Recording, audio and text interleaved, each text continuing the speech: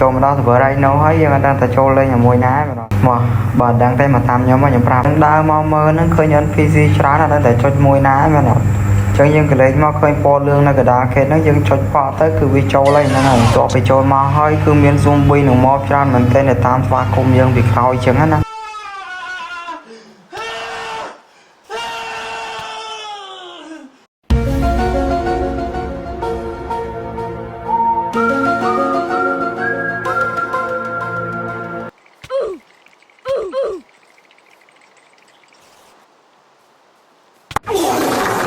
ចឹងបញ្ហាមួយហ្នឹងណាគេក៏ជួបដែរអ្នកនរកុំភ័យអីអ្នកនរក៏ស្លាប់មកហើយយើងទៅសេវាតា kit ហ្នឹងហើយដល់ពេលហើយយើងយកអាកដាគេហ្នឹងហើយទៅ start តា kit ហ្នឹងយើងយកមកហើយក៏វាបានហើយនេះអាមួមួយឈុតគឺវាស្អាតខ្លាំងមែនទេ